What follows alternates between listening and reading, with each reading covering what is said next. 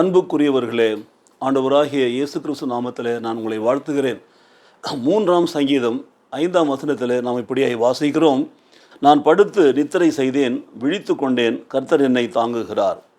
ஆங்கிலத்திலே வாசிக்கிற பொழுது, I lay down and slept, I awake, for the Lord sustain me. எனக்கு பிரியமானவர்களே, இந்த சங்கீதத்தினுடைய தலைப்பில் நம்ம வாசிக்கிறோம் பாருங்கள். 3ஆம் சங்கீத தலைப்பு வாசித்தீங்கன்னா, தாவீது தன் குமாரன் அப்சலோமுக்கு தப்பி ஓடி போகையிலே பாடின சங்கீதம் என்று எழுதப்பட்டிருக்கும். அப்சலோம் துரத்தி கொண்டு வருகிறான் தந்தையை.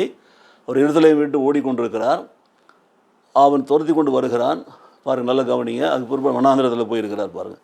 அப்போது தன் மகன் தன்னை ஒரு பெரிய சேனைகளோடு துரத்தி கொண்டு வருகிறான் ராஜ்யபாரத்தை பிடுங்கும்படியாக. இவர் தன்னுடைய உயிரை காப்பாற்றிக் கொள்ள வேண்டிய போயிருக்கிறார் பாருங்கள். அந்த நேரத்தில் அந்த போய் வனாந்திரத்தில் இருக்கிற பொழுது இந்த சங்கீதத்தில் அவன் பாடுகிறான் பாருங்கள்.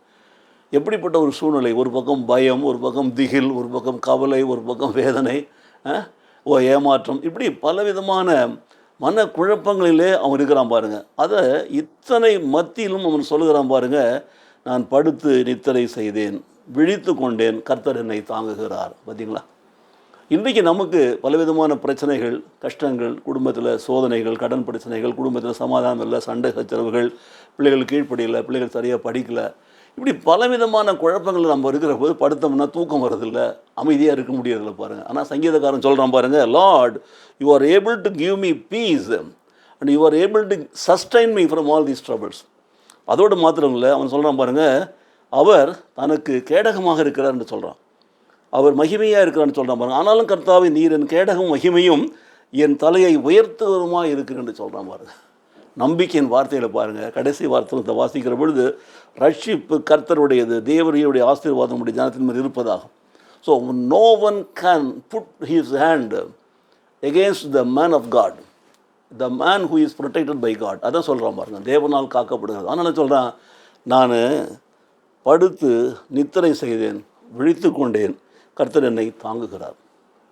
இதை கேட்டுக்கொண்டிருக்கிற எனக்கு அருமையான சகோதரன் சகோதரியே, உங்களுடைய குடும்ப வாழ்க்கையில், உங்களுடைய அலுவலக வேலைகளில், பல இடத்துல கூட நீங்கள் நேசிக்கிறவர்கள், நம்புகிறவர்கள் உங்களுக்கு விரோதமாக வரலாம், உங்களை துரத்தி கொண்டு வரலாம், உங்களுக்கு விரோதமான காரியங்களை செய்யலாம், உங்களை வேதனைப்படுத்தலாம். இரவு வீட்டுக்கு வந்த பிற்பாடு படுத்தா தூக்கம் வராமல் பலவிதமான குழப்பங்களில், கஷ்டங்கள் இங்கே இருக்கலாம்.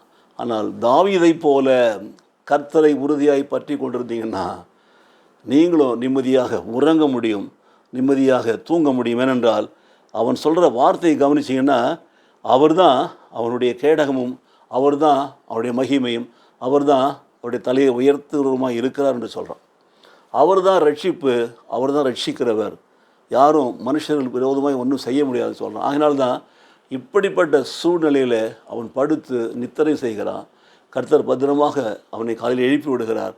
ஆகவே தான் அவன் சொல்கிறான், நான் படுத்து நித்திரை செய்தேன், அதோடு மாத்திரமில்லை விழித்து கொண்டேன், கர்த்தர் என்னை தாங்குகிறார் என்று சொல்லி.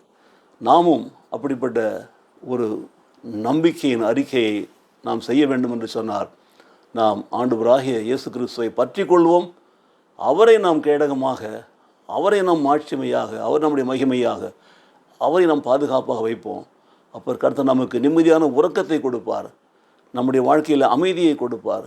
நாம் தாவீதை போல அச்சமின்றி சந்தோஷமாய் சமாதானமாய் இருக்க முடியும். ஜெபிப்போமா? நேசிக்கிற நல்ல பிதாவே, இந்த நாளில் 3ஆம் சங்கீதத்திலிருந்து நாங்கள் வாசிக்க கற்றுக்கொண்டோமே. தன்னுடைய சொந்த மகனை தன்னை துரத்தி கொண்டு வருகிற பொழுது, அவனுக்கு பயந்து ஓடிக்கொண்டு வனாந்திரத்தில் இருக்கிற பொழுது தாவீது பாடிய அந்த வார்த்தைகள் தான் இன்று எங்களுக்கு நல்ல ஆலோசனையை கொடுத்திருக்கிறீர். நாங்களும் எல்லா சூழ்நிலைகளும் உண்மையை பற்றி கொண்டு நாங்கள் வாழ, உண்மையில் நம்பிக்கை உள்ளவர்களாக வாழ, நீர் மாத்திரம்தான் எங்கள் ரட்சிப்பு, உங்களுடைய கரத்திலிருந்து யார் எங்களை பறிக்க முடியாது என்று சொல்லி நாங்கள் நிம்மதியாக உறங்க எங்களுக்கு கிருபை செய்வீராக. இயேசு கிறிஸ்து நாமத்திலே பிதாவே, ஆமேன், ஆமேன்.